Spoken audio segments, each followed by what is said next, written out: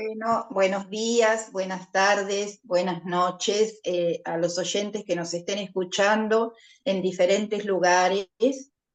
Hoy nos vamos a abocar al tema de lo que está sucediendo en la Franja de Gaza, en el Estado de Israel. Lo tenemos nuevamente como invitado, lo cual es un honor y le agradecemos muchísimo a Alan Schockler, que ya nos acompañó con el tema de la guerra de Ucrania, y recuerdo que en alguna oportunidad nos dijo, anticipándose a que se venía un conflicto en esta zona. Nos acompaña también Clelia y Luisa, así que bueno, vamos a aprovechar a Alan, que es licenciado en Historia, que está haciendo, por la UBA, que está haciendo una maestría en Historia Económica y que sigue muy de cerca estos temas. Yo voy a hacer una breve introducción, un pequeño texto que saqué de un grupo que en realidad es un medio digital, un periódico digital que se llama Spanish Revolution y que dice lo siguiente: bajo la mirada impasible de un mundo que parece haberse acostumbrado a la injusticia, se está preparando un genocidio en Gaza.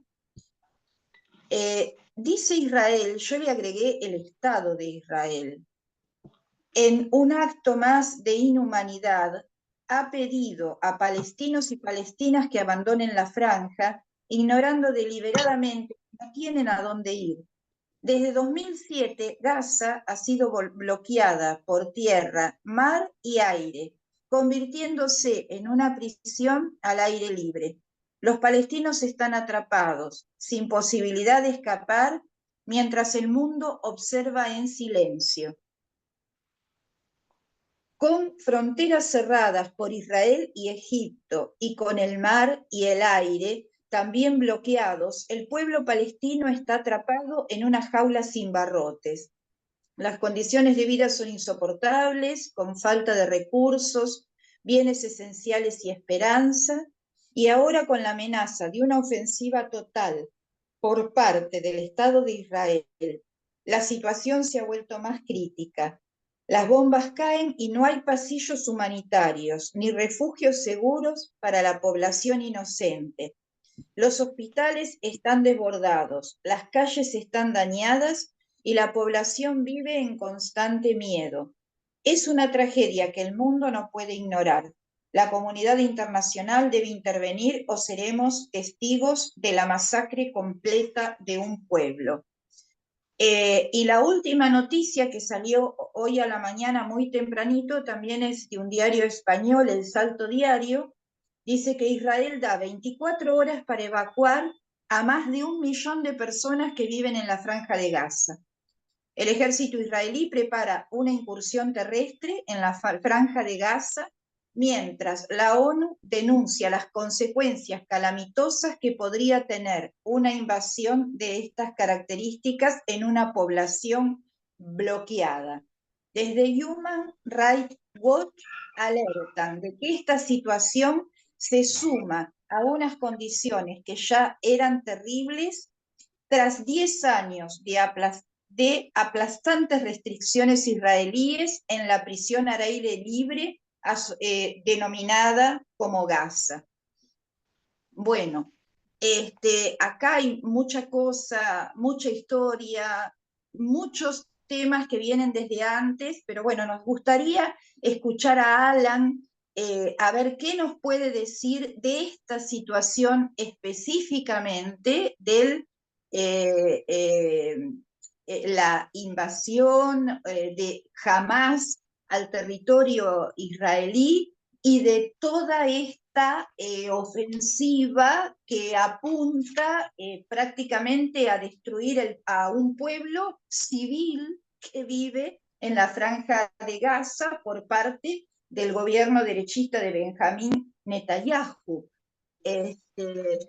Alan, te escuchamos, a ver qué nos podés clarificar. Y lo que quiero decir por último, es que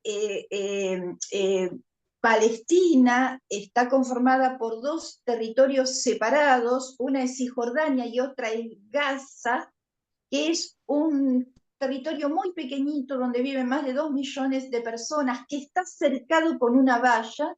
Por favor, esto es radio, pero miren en las imágenes, está todo rodeado por una valla, y del otro lado está el mar Mediterráneo. Así que bueno, te escuchamos, Alan, a ver qué nos podés clarificar sobre toda esta situación. Bueno, buenos días Liliana. Gracias de nuevo por invitarme. Ojalá fuesen en circunstancias mejores. Bueno, hay muchísimo que decir. No sé si nos va a alcanzar el tiempo, la verdad, porque hay montonazo de aristas. Como vos dijiste, de hecho, me sacaste la apertura que había pensado para la charla de hoy, porque efectivamente, hace meses que vienen pasando cosas ahí que indicaban que se podía estar preparando una escalada de tipo militar. ¿Por dónde empezar? Bueno, podemos empezar diciendo que la Franja de Gaza es una franja que tiene 45 kilómetros cuadrados. La ciudad de Buenos Aires, en comparación, tiene más de 200 kilómetros cuadrados de superficie. En Gaza viven poco más de 2 millones de personas. En la capital, ciudad capital federal, viven 3 millones de personas. Para que nos entendamos, la densidad poblacional, que es una de las mayores del mundo, por lejos. Uno puede decir, bueno, en abstracto, agarramos una franja así, desatamos una guerra, no importa quién la libre. Es imposible pelear una guerra en la franja de Gaza sin que eso se lleve puesta una cantidad importante de su población, simplemente por el hecho de que está esta densidad enorme. Ahora, eh, yo lo que creo es que el gobierno israelí hace muchos meses, prácticamente desde que asumió, es un gobierno que tiene la formación más derechista de la historia del Estado de Israel y es un gobierno que tiene como objetivo explícito de parte de socios de la coalición la anexión de partes de Cisjordania por parte de Israel, o sea, avanzar abierta y formalmente en la incorporación de esos territorios. Es un gobierno que también prácticamente el día que asumió estuvo sumido en una crisis política muy importante por todo un intento de hacer unas reformas en el Estado que digamos que van en contra de las normas democráticas, por así decirlo. Viniendo esas reformas de sectores que son abiertamente fascistizantes, uno puede decir que lo que el gobierno estaba intentando es la fascistización del Estado. Bueno, eso desencadenó protestas muy importantes en Israel que estuvieron todas las semanas hasta la semana pasada, prácticamente. Movilizaciones muy importantes, mucha gente. A ver, hay que entender que en Israel gran parte de la población civil es reservista del ejército. Y el ejército depende en todo momento de estos reservistas, que año a año cumplen un servicio. Bueno, mucha gente estaba diciendo que no pensaban volver a hacer el servicio militar, prestar el servicio anual, mientras que este gobierno estuviese en pie. Así de profundo llegó la división. Entonces el gobierno, con el libreto clásico de muchos, intentó canalizar toda esta situación hacia un enemigo externo, los palestinos.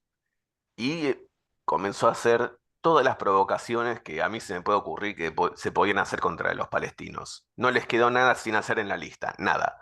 Quizás, bueno, alguna que otra atrocidad abierta, pero digamos, por ejemplo, no sé, ponerse a ejecutar prisioneros en las cárceles. Solamente eso le faltó hacer. Pero desde principio de año lo que vemos en Cisjordania es un recrudecimiento muy grande de la violencia de los colonos contra la población palestina. Los colonos son ciudadanos israelíes que viven en Cisjordania, que no es un territorio formal del Estado de Israel. Es como que Argentina ponga gente en Uruguay y que se manejen desconociendo las autoridades locales. Bueno, hubo varios episodios en la que los grupos de colonos, que viene hace mucho tiempo, pero digamos que se recrudeció mucho, que ataques contra granjeros palestinos que les queman la cosecha. Hubo episodios muy importantes de que varios colonos bajaron a un pueblo palestino directamente armados y empezaron a disparar. O sea, hay una violencia constante. Obviamente los colonos actúan por su cuenta para robar tierra también. Llegan a un campo, instalan ahí un asentamiento. A veces el ejército israelí lo saca y a veces no.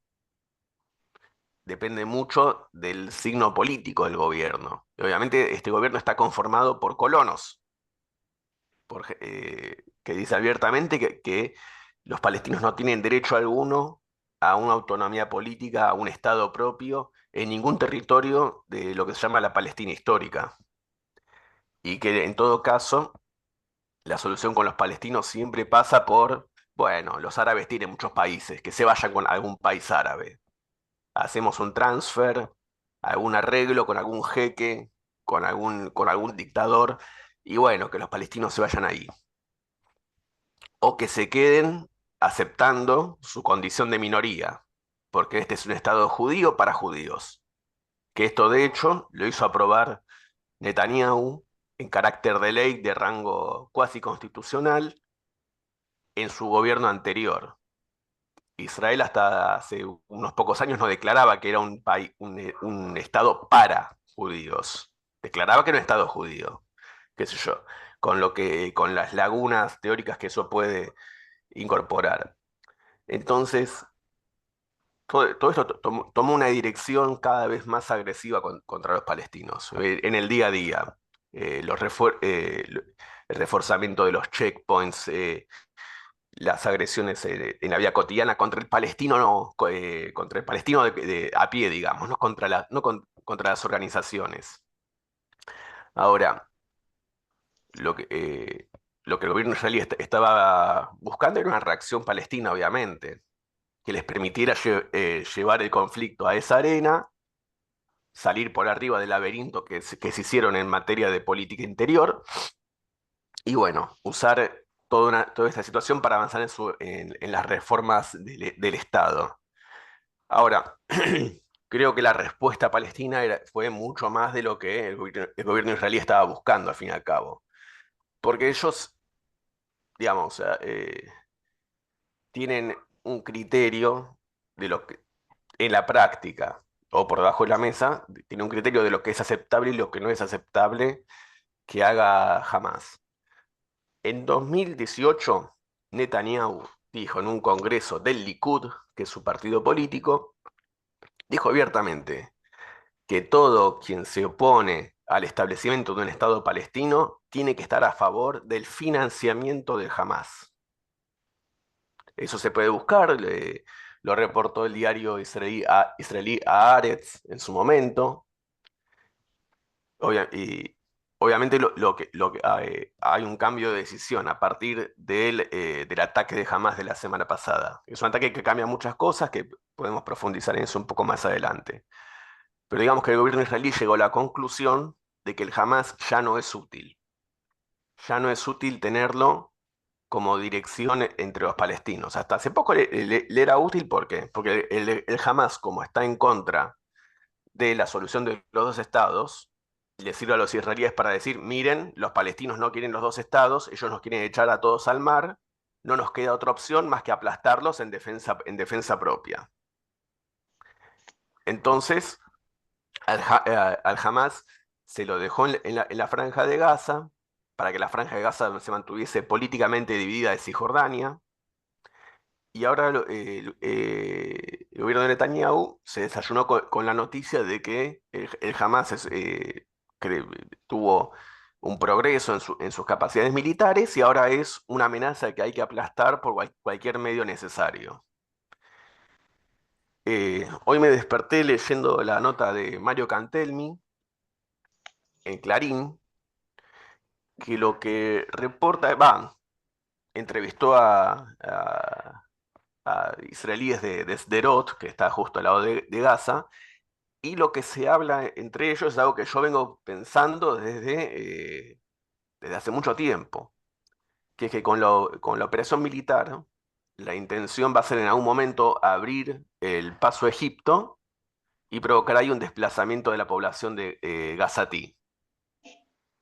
Esto es como se produce el 90% de las limpiezas étnicas. Se crea una amenaza militar, real o imaginaria, la población huye y después no tienen a dónde volver. O porque ya quedó todo arrasado atrás, o porque se les prohíbe volver, que es el caso también de Israel, todos los refugiados palestinos del año 48, muchos que ni siquiera viven en Gaza y Cisjordania, no pueden volver. Pero es, bueno, se fueron por decisión propia. Ahora que se embromen. No existe volver. Esto ahora es nuestro.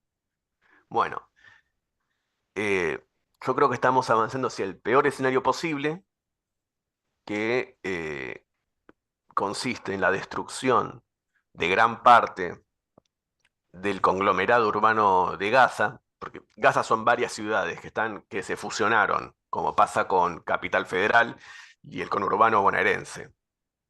Bueno, yo creo que el plan israelí que dicen abiertamente, lo dijo el jefe de Estado Mayor israelí, que la finalidad de ellos es destruir a la organización Hamas y a otras organizaciones palestinas. Bueno, eso no puede hacerse sin destruir gran parte de Gaza, lo cual inevitablemente va a traer muchísimos muertos civiles, muchísimos en una escala diferente a lo que venimos viendo hace 10 años, que Israel lanza operaciones, digamos, regulares contra Gaza, pero esto va a ser otra cosa, esto va a ser guerra de verdad. Yo estoy citando a Netanyahu, esto no es una operación más. Y obviamente esto va a provocar un desplazamiento de la población que va a ser expulsada de la franja de Gaza. Ahora, si la finalidad israelí es reocupar ellos mismos la franja o entregársela a la autoridad palestina, es algo que ahora la verdad que no sé, no sé cuál es su plan, pero esto va a ser otra catástrofe. Y obviamente eh, destruir a Hamas no tiene nada que ver con liberar a los rehenes israelíes que fueron secuestrados hacia Gaza. Hay argentinos también ahí. Segura, no quiero ser pájaro de mal agüero, pero un rescate una operación especial entre las instalaciones de Hamas es prácticamente imposible para rescatar a los rehenes y todo va a ser bombardeado. No hay negociaciones tampoco con Hamas para la liberación de los rehenes. Por lo tanto, toda esta operación es más de revancha que de defensa. Eh, va a ser una catástrofe. Ya lo está haciendo en realidad, pero to- eh, ¿cómo decirlo? Al día de ayer, el Ministerio de Salud de Gaza estaba reportando que ya habían muerto 1.600 palestinos en los bombardeos durante esta semana. Esto todavía está dentro de la escala de lo que suele hacer Israel en estas operaciones, entre comillas, limitadas, que hace cada tanto. Bueno, recién estamos al inicio, porque en estas operaciones, entre comillas, chiquitas, lo que pasaba es que, bueno, había una escalada entre Israel y Hamas, alguno de los dos lados eh, siempre buscaba alguna escalada por algún motivo, que después terminaban arreglando por abajo de la mesa, pero se intensificaba el fuego de artillería de Gaza, Israel bombardeaba, morían en promedio entre 1.000 y 2.000 palestinos cada vez, arreglaban algo, que seguramente incluía fondos que venían de Qatar, y ya está. Bueno, esto es guerra, esto es otra cosa, y el gobierno israelí ya dijo que esto va a durar meses. Esto va a durar meses y que hasta no lograr la destrucción del Hamas, no se van a detener. O sea, es el peor escenario posible, de un punto de vista humanitario. Sí, sí, porque está toda la población civil en juego ahí. ¿No? Algo Es que que es yo imposible que no fue. Sí, perdón, quería preguntarte, y no sé si mis compañeras quieren agregar preguntas, si nos podés comentar un poco más esto de Hamás, si es el gobierno de Gaza, la incursión que hicieron, cómo se fue organizando, si es que se puede saber, y si el Mossad y la CIA no sabían de esto, cosa que me suena muy extraño que no hayan sabido de la dimensión, que tampoco se sabe muy bien, porque no sé si ustedes vieron que no hay imágenes grabadas de todo lo que sucedió eh, eh, con la incursión y las muertes que cometió este grupo Hamas en Ahora sí, Israel. ¿eh? Ahora Están, hay. ahora están saliendo. ¿Qué nos podés aclarar un poquito más esto?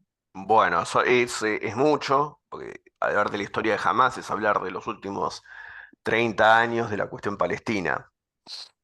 Eh, Voy a empezar por eso y después voy a la situación de ahora, ¿no? Que también tengo información que es interesante.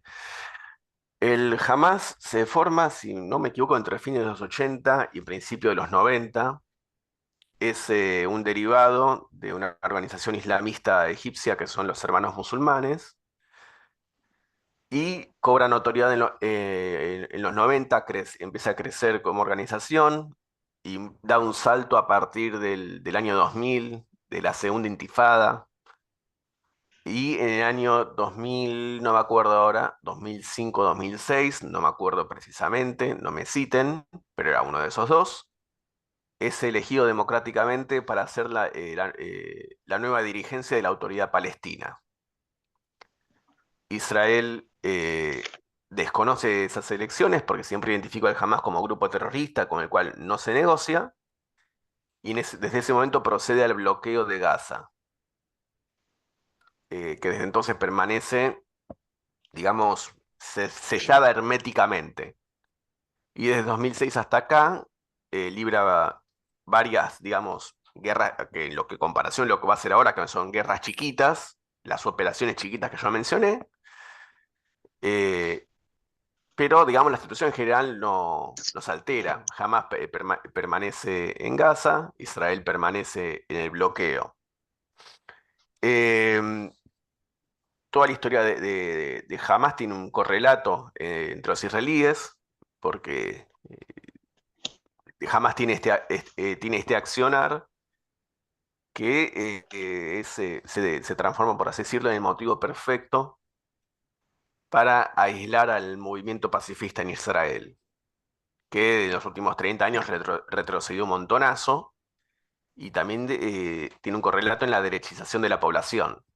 O sea, el accionar de Hamas tiene efectos tanto entre los palestinos como entre los israelíes. Entre los palestinos Hamas creció mucho en popularidad eh, porque, bueno, los palestinos entienden que la vieja OLP, la Organización de Liberación de Palestina,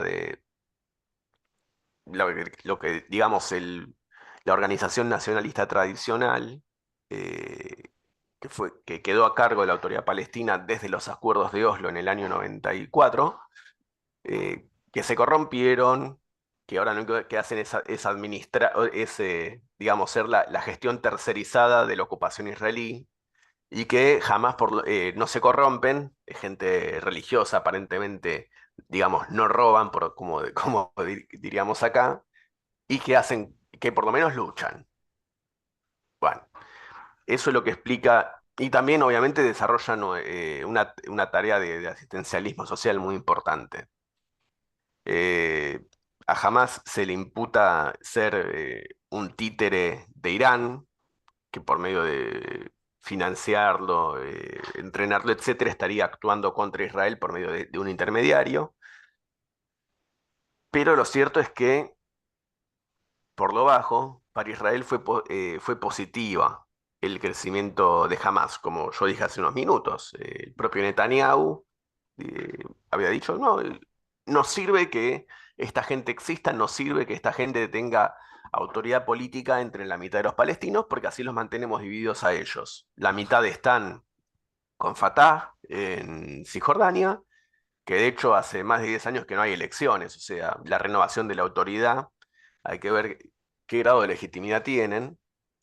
Y la otra mitad están con Hamas encerrados en Gaza. Y Hamas, como no quieren negociar un final del conflicto, nosotros no tenemos por qué terminar nuestra parte tampoco. Ahora, yendo específicamente a lo de la semana pasada. Hamas lanza este ataque estando políticamente contra las cuerdas desde hace mucho tiempo.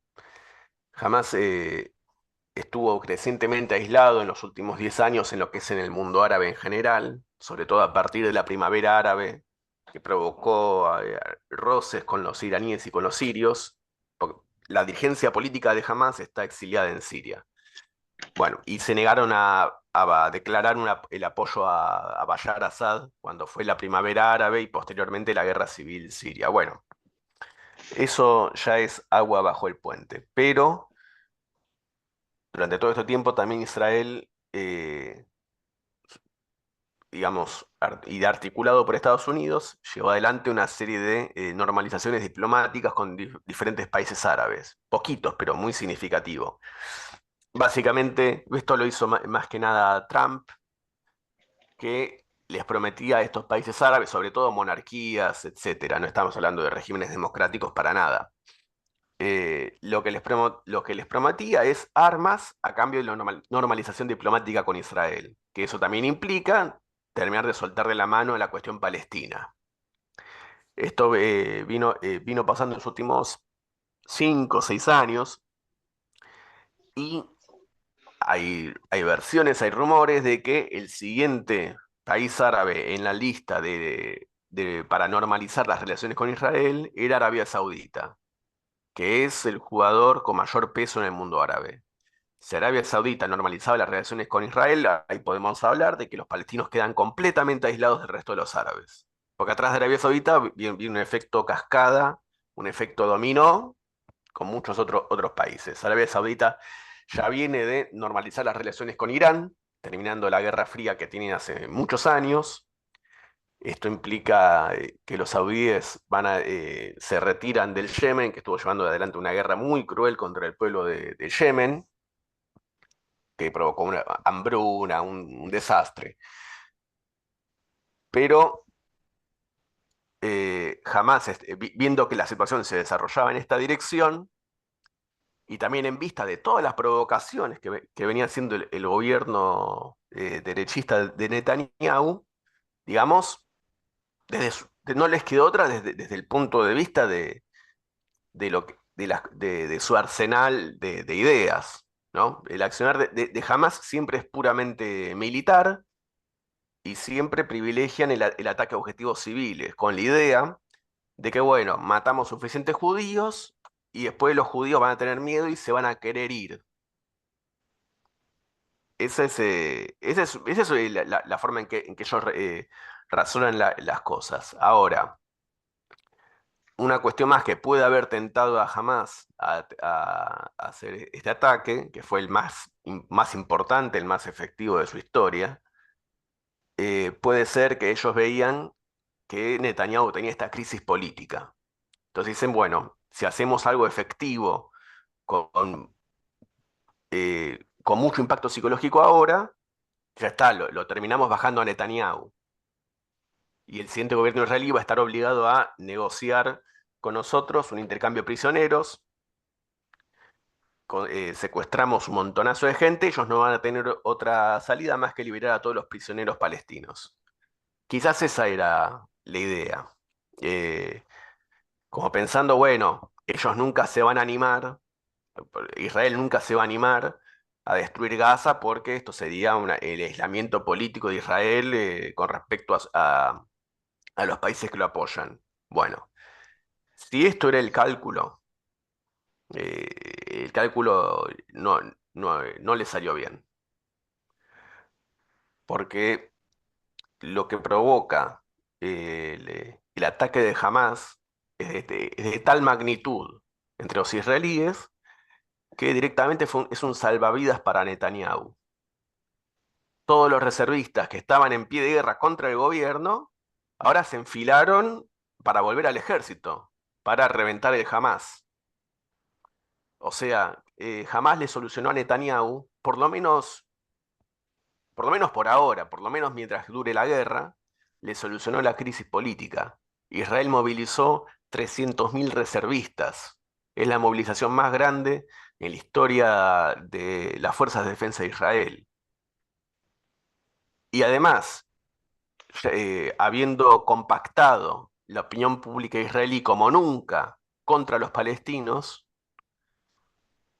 los partidos más importantes de oposición en Israel, que también son de derecha, pero no estaban con el gobierno, ahora se pasaron del lado del gobierno para apoyarlo y explícitamente darle la espalda política para afrontar la guerra.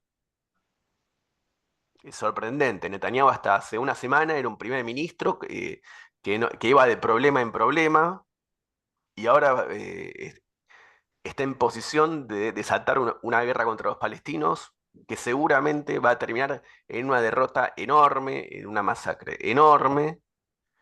Y obviamente esto va a tener también con muchos soldados israelíes muertos. Eso va a pasar. Ahora, la opinión general era que Israel nunca se iba a animar a hacer este tipo de guerra contra Gaza por la cantidad de muertos que ellos mismos iban a tener. Bueno, ahora los israelíes están en pie de guerra y están casi está dispuestos a asumir el costo que sea. En la guerra es muy importante el factor psicológico. Eh, a mí me viene, por ejemplo, a la mente la masacre de Bucha en Ucrania. También que una unidad del ejército ruso mató, digamos, unos 36 civiles durante un mes de ocupación del pueblo de Bucha, que está cerca de Kiev.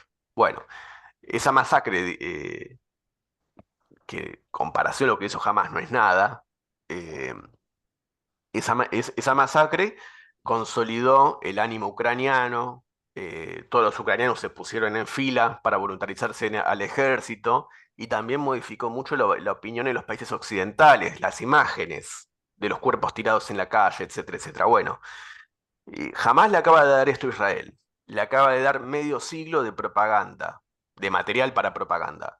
Porque las imágenes que hay de los kibutzim de Be'eri, Kfar Aza, las imágenes de la calle de Sderot son, la verdad, son terribles. Son terribles. Yo no quiero comentar esto acá, pero digamos que jamás bien puede haber firmado su propio certificado de muerte con esto. Y con ellos, bueno, van a caer muchísimos más, para que tengamos en cuenta el tamaño de la cosa. En Gaza viven más de 2 millones de personas y jamás dice que tiene 40.000 miembros. Para que relacionemos el tamaño de Hamas con respecto a la población. 2 millones, 40.000. Y yo estoy muy seguro que ese 40.000 es una exageración. Hamas puede tener muchos simpatizantes en Gaza, pero no es una organización, digamos, que representa una cantidad importante de la misma. Bueno, ahora por la aventura de estos 40.000 y otras organizaciones más, ahora los 2 millones están en peligro.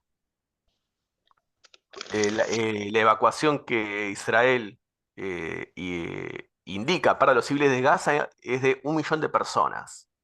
1 millón de personas que viven en la ciudad de Gaza, que se tienen que desplazar hacia el sur, hacia Han Yunis, que es otra ciudad que está fusionada como capital federal y conurbano. Bueno, o sea que de 2 millones de personas, que 1 millón tiene que ir a vivir donde está el otro millón, en la zona que ya es la más densamente poblada del mundo.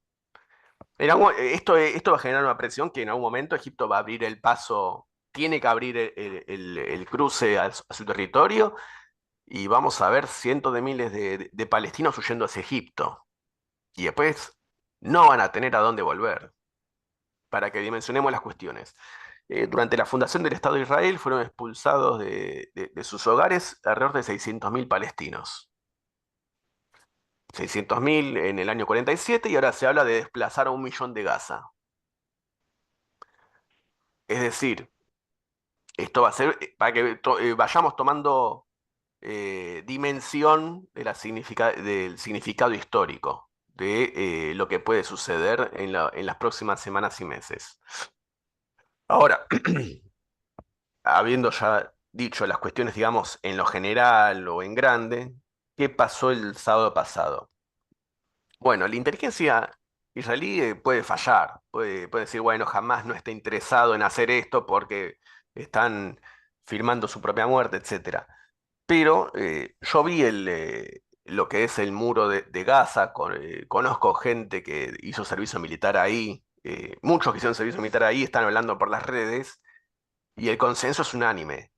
Eh, no hay a ese muro no se acerca una mosca sin que salten todas las alarmas y salgan todos los sistemas.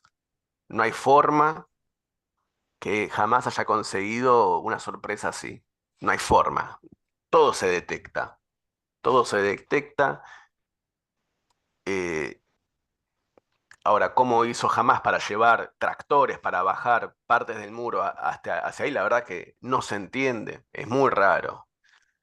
Y además de todo esto, ¿qué otros factores contribuyen al factor sorpresa? Contribuye que haya sido sábado, que es feriado en Israel, y contribuye que también había una festividad religiosa, o sea que habían régimen de vacaciones, o sea que digamos que, y además de eso, antes que me olvide, el gobierno israelí trasladó muchas unidades que estaban alrededor de Gaza, los trasladaron a Cisjordania, obviamente porque lo que importa es cuidar a los colonos. Entonces, alrededor de Gaza había muy poca gente que los rebasaron muy rápidamente. Pero todos los que estuvieron en servicio ahí y que conocen el esquema de seguridad del muro, están todos de acuerdo que no hay forma que esto no se haya detectado. No hay, no sé cómo más decirlo. El sello alrededor de Gaza es hermético. Todo lo que pasa se ve. eh, in- Arriba de la tierra y por debajo de la tierra también. Bueno, ahora con el ataque de Hamas se crea una nueva situación política que le da al gobierno israelí el capital político necesario para avanzar en lo que antes no podían avanzar. Bueno, eh, ese es el panorama general. Ah, me olvidé de hablar de otro costado importante, que es la escalada a nivel internacional, que eso es otro capítulo completamente separado y que también de mi parte por ahora es mucho más especulativo. Porque obviamente la guerra contra Gaza de acá a futuro va a ser visto como un capítulo más de la Tercera Guerra Mundial. Si uno empieza a ver todas las cosas que están explotando alrededor del mundo. Pero por ahora podemos decir que es posible que durante esta guerra también se termine yéndose a una guerra contra el Líbano y contra el Hezbollah. Es muy probable, Hezbollah es una organización también eh, del mismo corte que el Hamas, pero basada en el Líbano, es una organización mucho más grande, mucho más potente, que ya tiene una historia de haber ido a la guerra contra Israel y que en las a partir del sábado pasado también hace su propia escalada contra Israel. Si Hezbollah va a entrar en guerra o no con Israel, no se sabe, pero que haya comenzado a hacer movimientos es parte de los motivos que explican que Israel haya movilizado a 300.000 reservistas, ¿no? No todos van a ir a Gaza. Una parte se prepara para el asalto terrestre a Gaza, otra parte es desplegada en el norte, por si hay algo también en el Líbano, y también seguramente ahora Israel está movilizando voluntarios para la policía militar, para actuar dentro de Cisjordania, para aplastar cualquier tipo de levantamiento o protesta que haya ahí, que inevitablemente va a pasar. O sea, la guerra en Gaza va a provocar enfrentamientos y masacres en todos lados, por así decirlo. Eh, es un escenario de pesadilla. Ahora, Estados Unidos, por su parte, también está jugando en este escenario y movieron portaaviones y buques de guerra justo enfrente del Líbano. Es como una amenaza, decir, bueno, hacia Hezbollah y hacia Irán. Porque desde el punto de vista estadounidense, esta también es una oportunidad para disminuir significativamente la influencia de Irán en la región del Levante. O sea, ya se aprovecha que se destruye al Hamas y a otras organizaciones también bancadas por Irán, pero también acá se puede avanzar en una operación contra Hezbollah o para limitarlo. ¿Y por qué no también abre la oportunidad de un ataque al gobierno sirio, que también es parte de todo del así llamado eje de la resistencia? Bueno, o sea, está dada la oportunidad para que esta guerra escale a una escala regional, que ya no estamos hablando solamente de una limpieza étnica, del desplazamiento de los palestinos de Gaza. Estamos hablando de destrucción por lo menos en 2 países más. Entonces por ahora yo solamente prevengo sobre esto. Si bien en los últimos días hubo un poco de fuego de artillería desde el Líbano hacia Israel, no pasó de eso por ahora. Han habido escaramuzas, han habido algunos muertos, pero hasta no terminar con Gaza, Israel no va a, digamos, no va a preferir que en el Líbano no pase nada, hasta no terminar con Gaza. Después, quién sabe. Una última cuestión que se me ocurre, y es que, ¿cómo influye esta guerra en la guerra en Ucrania? Desde lo más básico, Estados Unidos ahora tiene que enviar asistencia militar a Israel, sobre todo sistemas antiaéreos, misiles, municiones. Son todas cuestiones en las cuales Ucrania compite. Ucrania ve que tiene competencia. Ucrania estaba recibiendo todo tipo de transferencia de armas al punto de vaciar los arsenales de muchos países, y ahora la prioridad es Israel. Entonces, esto inevitablemente va a hacer va a llevar a una reducción en la asistencia militar a Ucrania. Y eso va a precipitar un poco antes el final de la guerra ahí también. Bueno, es toda una maraña internacional, todas las cuestiones mundiales que se entremezclan con situaciones que vienen de hace décadas ahí. O sea, se juntan cuestiones locales y cuestiones internacionales, y bueno, evidentemente todo es un barril de pólvora. Sí. Gracias, Alan. Realmente, digamos, un lujo para poder aclarar algo de todas estas cuestiones. A mí me gustaría agregar, y después le doy la palabra a Clelia, que había preparado cuestiones históricas y demás. Qué pasó, cómo se fue armando el Estado de Israel, que es del año 48, que se terminó de dar la entidad del Estado de Israel en el año 48, pero todo esto comenzó después de la Primera Guerra Mundial, o sea, en el año 18. El Antes. territorio que se convertiría en Israel fue durante siglos parte del Imperio Otomano, después de la Primera Guerra Mundial. Y el colapso del imperio, el territorio conocido como Palestina, cuya parte al oeste del río Jordán también era conocida como la tierra de Israel por los judíos, fue delimitado y asignado al Reino Unido. O sea, Gran Bretaña era el que eh, era la que dirigía estas cuestiones, para que la administraran las potencias aliadas victoriosas, poco después respaldadas por la Liga o Sociedad de las Naciones.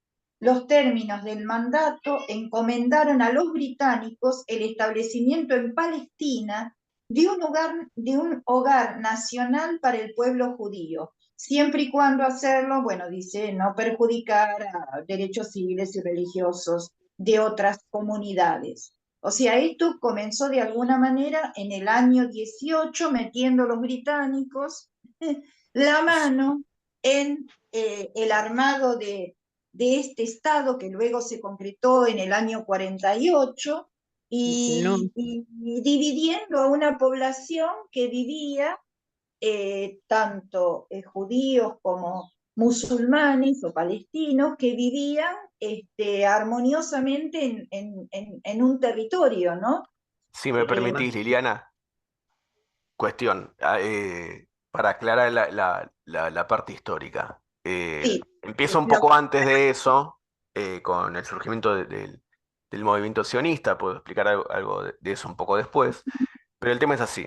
El Imperio Otomano es parte del bando perdedor en la Primera Guerra Mundial y se lo dividen entre Francia e Inglaterra. Si vos ves todas las fronteras de los estados árabes, que son todos línea recta, bueno, eso es porque los dibujaron en un mapa entre Francia e Inglaterra en el acuerdo Sykes-Picot, se dividieron el Medio Oriente como les pareció a ellos, y en medio crearon toda una serie de cuestiones. Está también la cuestión kurda, que los kurdos quedaron divididos entre cuatro países, en vez de tener autonomía. Los kurdos viven divididos entre Turquía, Siria, Irak e Irán. O sea, donde pasa la cuádruple frontera, toda esa zona étnicamente kurda. Eh, Se eliminó el bueno, Kurdistán.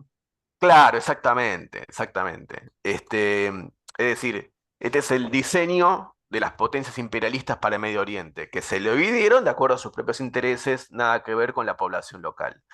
Ahora, con lo que hace a Palestina puntualmente, vos tenías en esa época ya una inmigración judía políticamente motivada. El sionismo lo que se propone hacia fines del siglo XIX es una respuesta a la cuestión judía. ¿Qué es la cuestión judía? Que Europa no podía integrar a los judíos a la vida civil, que aún después de todas las revoluciones democráticas, etcétera, los judíos seguían siendo perseguidos. Está el famoso caso Dreyfus en Francia, y Allí también, surge Teodoro Herz, después del caso Dreyfus, claro, justamente. es el punto de partida del movimiento sionista. ¿Y qué decía el movimiento sionista? Que los judíos no podían vivir más en Europa, porque de una u otra manera se los perseguía, o bueno, en un momento se los iba a matar. Se los iba a eliminar, entonces los judíos tienen que construir un Estado nacional propio en algún lado. El movimiento sionista desde el inicio no apuntó a Palestina originalmente. Digamos que buscaban territorio en donde sea. Pero terminó siendo en Palestina, porque obviamente los británicos, a partir del 18, cuando se reparten el Imperio Otomano con los franceses, a los británicos les queda Palestina, y los británicos obviamente les prometieron de todo a la población local. Y a los judíos se les prometió que en algún momento sí iba a haber un Estado judío en Palestina. Eso es con la Declaración Balfour, que es una declaración de intenciones. Y al mismo tiempo se les prometió lo mismo a los palestinos. Entonces, los británicos desde la independencia de Estados Unidos tienen muy en claro que para manejar una colonia, vos tenés que lograr que la población local se enfrente entre sí, para que no se unifiquen. Eso los británicos lo tuvieron muy en claro, y en todas las colonias que tienen después de perder en Estados Unidos, en todas las colonias siempre dejaron problemas de este tipo. Siempre. El caso más importante, India-Pakistán, que es por ahí a uno no se le viene a la cabeza, pero es mucho más grande. Por el tamaño de la población, porque India tiene el tamaño de un continente. Pakistán empieza a existir por el enfrentamiento que hubo entre la población hindú y la población musulmana en India, que termina con limpieza étnica, con desplazamiento de gran parte de los musulmanes y la declaración de independencia de Pakistán. Y hoy en día India y Pakistán, bueno, lucharon varias guerras, tienen varias cuestiones abiertas y ambos tienen armamento nuclear. Es decir, hay un patrón acá de la colonización británica de dejar problemas atrás de ellos. Ahora, en el caso de Israel, lo que sucedió es que un bando se impuso de manera militar muy claramente, y el otro, bueno, vive en condición de refugiados o de desplazados o con régimen de ocupación militar los últimos 70, 80 años. Pero mientras hubo mandato británico y todavía no estaba declarado el Estado de Israel, los ingleses resistieron la llegada de inmigrantes que venían huyendo de las matanzas alemanas, Correcto. de las matanzas nazis. Es más, a veces mandaban los barcos de vuelta a Alemania a la boca del lobo.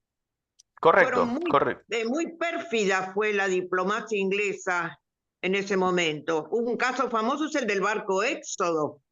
Claro, claro, correcto. Todos los países que de una u otra manera colaboraron con el exterminio nazi, rechazando a los refugiados judíos o por u otras vías, bueno, después todos se lavan la culpa votando la partición de Palestina. Porque al fin y al cabo, bueno, yo ya voté, ya estoy bien con Dios y el diablo, ahora si los judíos se vayan de Europa y se vayan a Israel, ahí tienen su país, váyanse. ¿Se entiende? Entonces, la cuestión judía en Europa queda solucionada de la peor manera posible también. Claro, Israel viene a ser hijo de la mala conciencia europea. Sí, sí, es el producto de una catástrofe histórica. Clelia, Eh, ¿querés agregar algo más? Gracias, Alan, por, No, no, digamos. a ustedes, no quiero retener más el micrófono. No, por favor, ir a Muchísimas lo gracias, de por toda favor. situación. Sí, quería agregar que en el caso tremendo que estamos tratando, Palestina tiene mucho apoyo internacional, apoyo popular, así como fue el caso de Vietnam, y creo que aún mayor. Ha habido marchas, declaraciones, movimientos de gente en las calles apoyando a Palestina, que se ha revelado ya hace rato como una injusticia, que solivianta justamente la necesidad de justicia que surge en todos nosotros, e incluso dentro de Israel, porque yo llegué a ver muy al pasar una manifestación en las calles de Israel de gente que por favor pide que se detenga la escalada militar en la que está metida ahora el Estado israelí. Lo cual no quiere decir que el golpe de Hamás fue de una crueldad inusitada. Y no puedo dejar de manifestar mi oposición a la costumbre que creo que es del siglo XX, la costumbre de atacar a las poblaciones civiles de la manera que se las ataca. Así que en donde caen inocentes, chicos, viejos, enfermos, escuelas, tanto de un lado como del otro. Me parece cobarde, repugnante, solivianta ver lo que ha hecho Hamás, me parece bestial, y lo que está haciendo Israel, igual de bestial.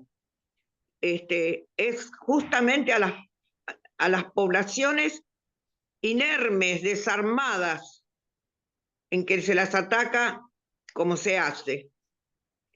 Eso quería manifestar. Es mi postura.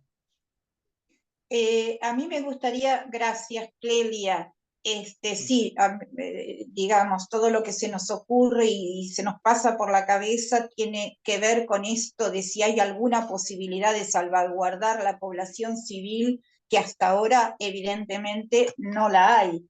A mí me gustaría tomar unas palabras de la diputada Miriam Bregman, que planteó en el Congreso el rechazo a las acciones contra la población civil y la teoría de la culpa colectiva, que transforma a los pueblos en responsables de las acciones de sus gobiernos, de sus estados o de un movimiento político.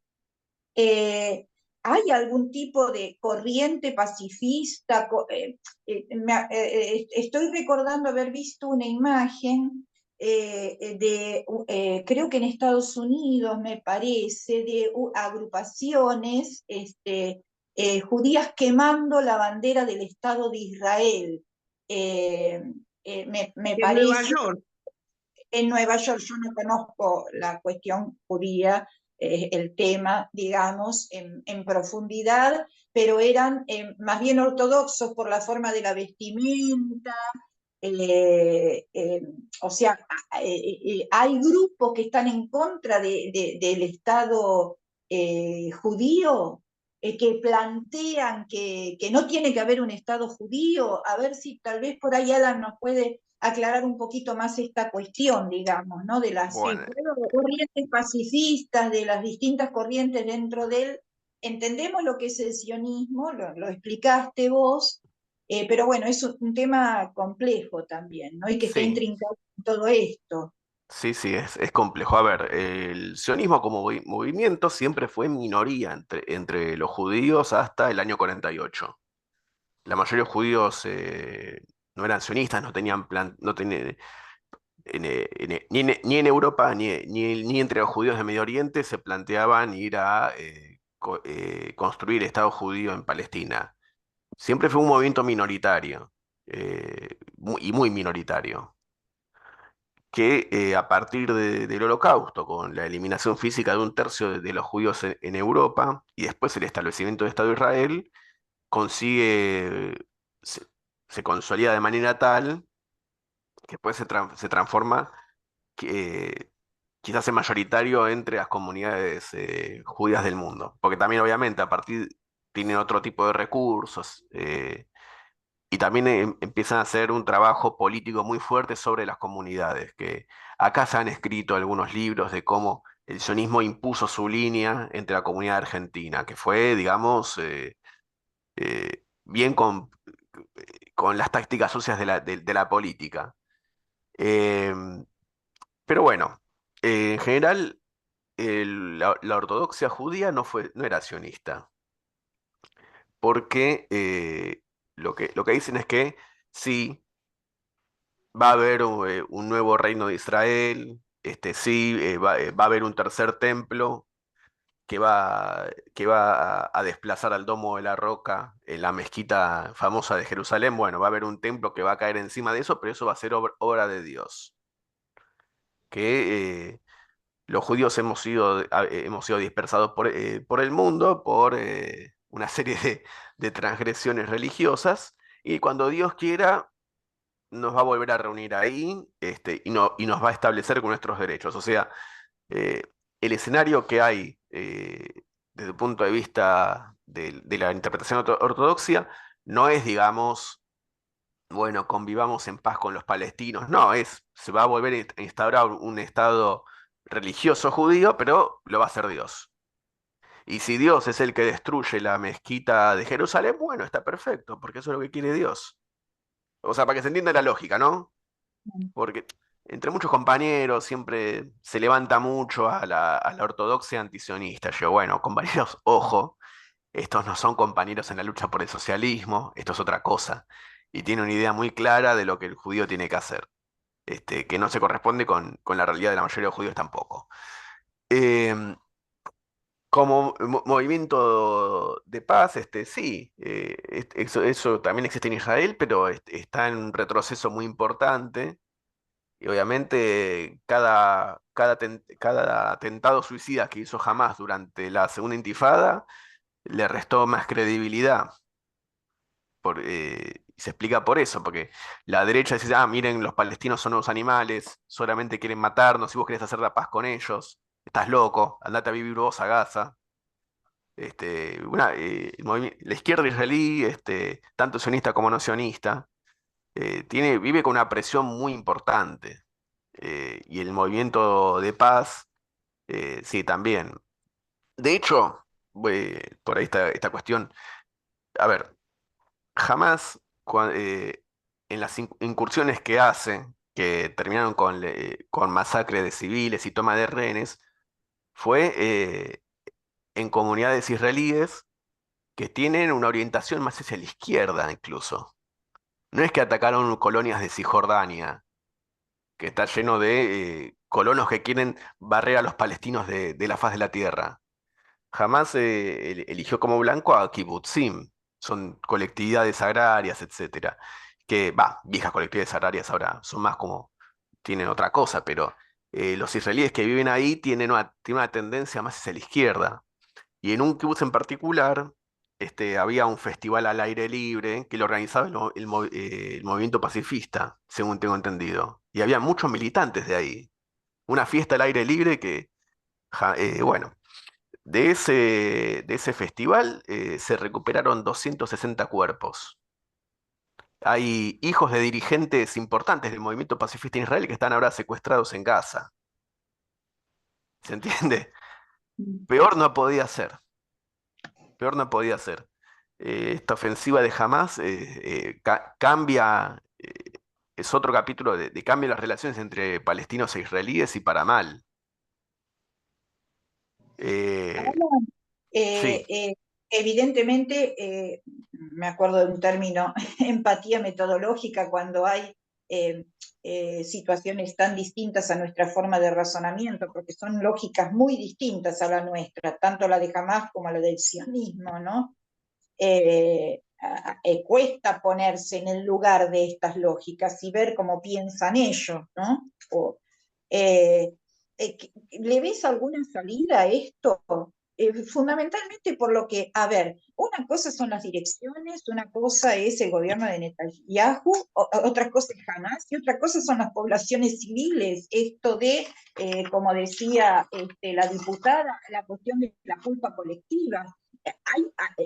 ¿Le ves alguna salida como para poder salvaguardar a las poblaciones civiles o algún intento internacional de salvaguardar a las poblaciones civiles? eh, bueno, yo en general soy pesimista. Mm. Eh, Porque se dice, bueno, uno dice, bueno, podemos hablar de fórmulas todo el día. Un estado, dos estados, tres estados, cinco estados, cero estados. Podemos hablar de eso todo el día. Pero las tendencias van en otra dirección. Las tendencias de los últimos 20 años fortalecen a la derecha sionista, que como dije, tiene el objetivo de imponer un estado único de carácter confesional en todo el territorio, Claro. expulsando o reduciendo a los palestinos a una categoría de segunda. Es decir, bueno, anexamos todo el territorio y a ustedes no les damos ciudadanía. Entonces son simples residentes, no tienen derechos políticos. Cuando algún juez quiera, los corremos de este lugar. Este, es lo que se viene fortaleciendo. Ahora, ¿cómo decirlo? Desde el punto de vista de los palestinos, mucha más alternativa que resistir no tienen. El problema, en todo caso, es qué hacer con eso, porque no toda dirección, digamos, que se diga de la resistencia, efectivamente logra eso.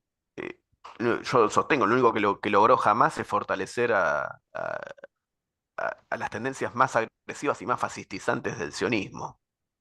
Ese es el único resultado que tienen para mostrar, por la concepción que tienen de la cuestión palestina y los métodos que eligen para lograr sus objetivos.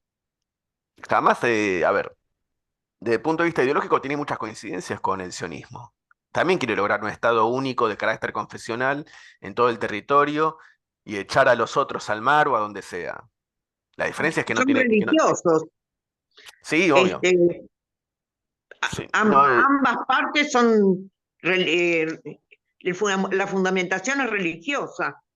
claro, la diferencia es que uno tiene los medios para lograr eso y la otra no. Claro.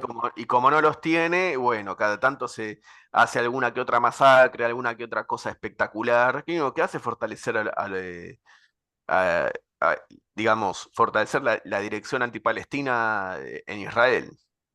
Es lo único que han logrado. Eh, ¿Cómo lograr la convivencia con esto? La verdad que hoy en día no lo sé. No lo sé. Yo creo que la única solución real sería la existencia de un Estado laico, no confesional, en el cual se pueda convivir. Pero bueno, vos decís eso hoy en día ahí y es ni siquiera ciencia ficción.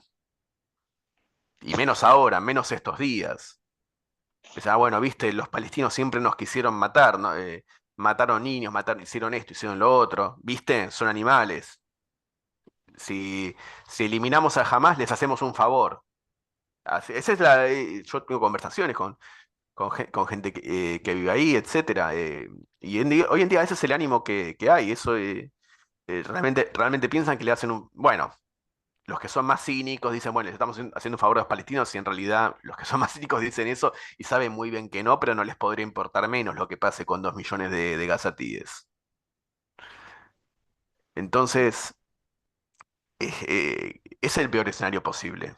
¿Cómo se va a salir de esto? La verdad que no lo sé. Quisiera dar mejores noticias, pero ahora no puedo.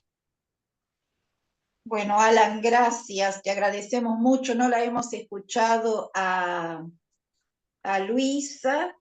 Estoy muy Este, atenta, muy atenta. La verdad que mucho, Luisa, nos mucho duele el no. alma los niños y los inocentes Ajá. muertos de ambos lados, bueno, y lo que en este momento está pasando con los bombardeos en la Franja de Gaza también.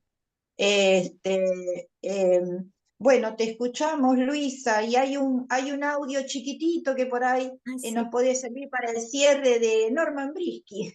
A ver, vamos con Norman Brisky, a ver.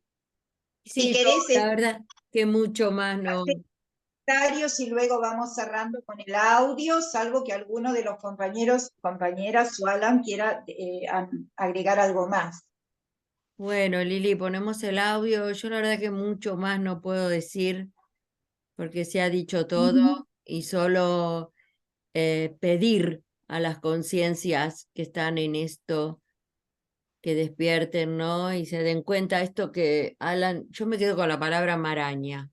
La verdad que para mí esto es una maraña desentrañable que no se puede deshacer, digamos, porque en esto hay seres humanos, hermanos, que se matan entre sí y que no entienden que lo único que hacen, yo uso la palabra cómplice, no sé si estoy equivocada, pero con esta manera de obrar, de pensar, de interpretar las escrituras, como decimos, son religiosos. Lo único que hacen es ser cómplice de los poderosos, ¿no? Que hacen un negocio increíble con las armas y se llenan los bolsillos y juegan, ¿no? Con los otros seres humanos como si fuéramos muñequitos y dividen los territorios, este acá, el otro allá, pero mirá cómo se matan. Hagamos que se maten entre ellos y nosotros seguimos vendiendo armas y bueno, todo eso que solo no sé dónde estaría la solución. Vamos a escuchar el audio de Norman Brisky, que lo tengo por acá. Ahí va, Lili, esperemos a ver. Acá, mira. Pueblos semitas que vinieron, convivieron juntos durante siglos. ¿Qué pasó? Los intereses de, de fundamentar un país que eran de ser una colonia inglesa permite que la separación de estos dos pueblos que han sido pueblos hermanos se conviertan en pueblos enemigos. ¿Qué es hoy el Estado de Israel? Israel es una colonia americana puesta en el Medio Oriente para poder controlar todo lo que significa esos países árabes. Eso es la guerra. La guerra que significa la separación de dos pueblos hermanos. Es tan claro lo que digo, conozco la historia de niño, y termina esto tirando bombas en las escuelas. ¿Quiénes fueron? ¿Los palestinos? ¿Quién fue que dijo que el pueblo palestino son cucarachas? ¿Y qué están diciendo hoy que son animales? Es increíble, increíble que se fundamente una guerra en términos de ocupación militar por dos pueblos semitas. Ahí termina, Luisa. Sí. Bueno, vamos cerrando. Si alguna o Alan quiere agregar algo más, y bueno, esperemos que sirva para clarificar un poco a la audiencia y con el deseo de que las poblaciones civiles no sufran estas cuestiones. Muy triste. Alan. No, a ver, yo no tengo mucho más que agregar. Lo único que puedo decir es de vuelta agradecer la invitación y esperar que la próxima sea en situaciones menos malas. Eh, si alguno de la audiencia te envía alguna pregunta o alguna inquietud, estaría encantado de poder responderlas. Bueno, te agradecemos mucho, Alan. Sí, seguramente te vamos a volver a invitar porque hay muchísimas cosas que aclarar. Esto no viene de ahora, se gestó bajo el lema divide y reinarás, ¿viste? Exacto. Bueno, gracias Clelia, gracias Luisa, un gran abrazo Alan, y gracias a la Radio Conciencia Tom New por cedernos el espacio.